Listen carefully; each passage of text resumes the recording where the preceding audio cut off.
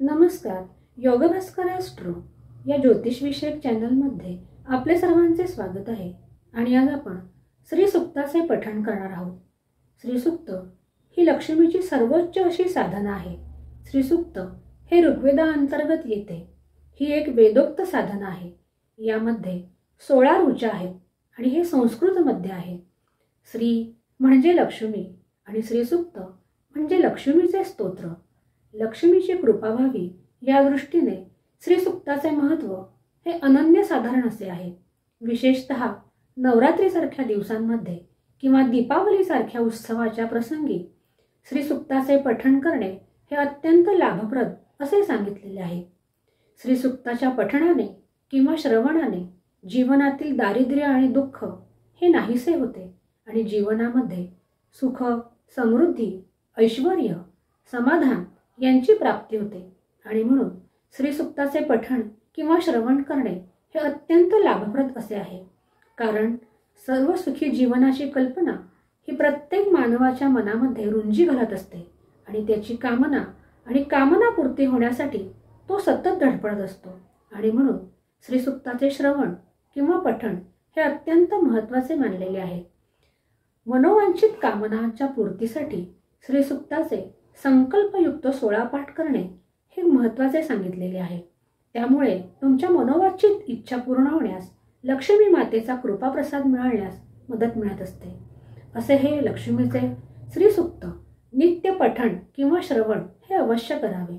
ज्यांना याचे पठण करता येणे शक्य आहे त्यांनी हे नित्य वाचावे. परंतु ज्यांना काही कारणाने श्री सूक्त पठण करता येणे शक्य नाही त्यांनी निदान श्री सूक्ताचे श्रवण हे तरी अवश्य करावे. ज्यायोगे लक्ष्मी मातेची कृपा त्यांच्यावरही राहण्यास मदत मिळणार आहे. आणि असे हे श्री सूक्त आता आपण म्हणणार आहोत.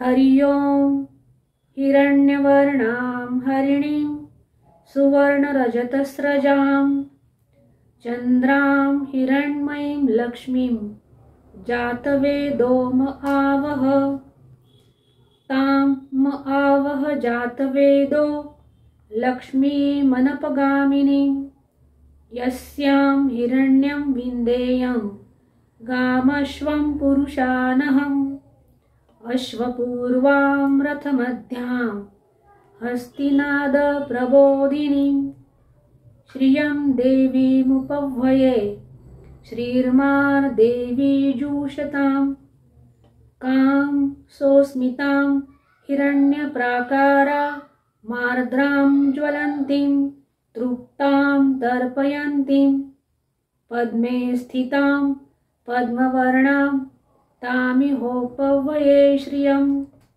चन्द्रां प्रभासां यशसा ज्वलन्तीं श्रियं लोके देवजुष्टामुदारां तां पद्मिनीमीं शरणमहं प्रपद्ये अलक्ष्मीर्मे नश्यतां त्वां वृणे आदित्यवर्णे तपसोऽधिजातो वनस्पतिस्तव वृक्षोऽथ बिल्वः तस्य फलानि तपसानुदन्तु मायान्तरायाश्च बाह्या अलक्ष्मीः उपैतु मां देवसखः कीर्तिश्च मणिना सह प्रादुर्भूतोऽसुराष्ट्रेऽस्मिन् कीर्तिं वृद्धिं ददातु मे क्षुत्पिपासामलां ज्येष्ठां मलक्ष्मीं नाशयाम्यहम् अभूतिम् असमृद्धिं च सर्वान् निर्णोद मे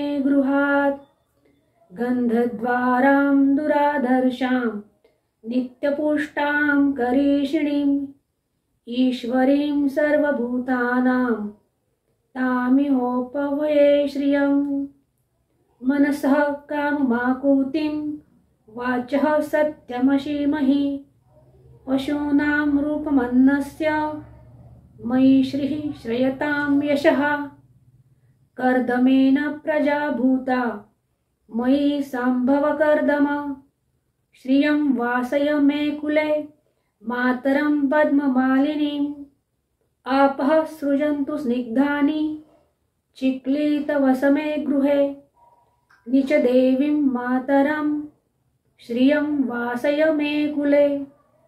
आर्द्रां पुष्करिणीं पुष्टिं पिङ्गलां पद्ममालिनीं चन्द्रां हिरण्मयीं लक्ष्मीं जातवेदो म आवह।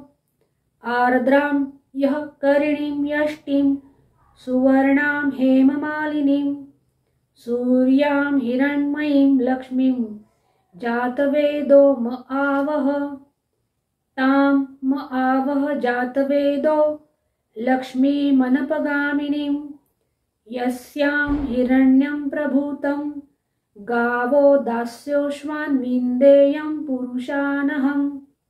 यः शुचिः प्रयतो भूत्वा जुहुयादाज्यमन्वहम् सूक्तं पञ्चदशर्चं च श्रीकामः सततं जपेत्। इति श्रीसूक्तं सम्पूर्णम्। श्रीमहालक्ष्मीर्देवतार्पणमस्तु।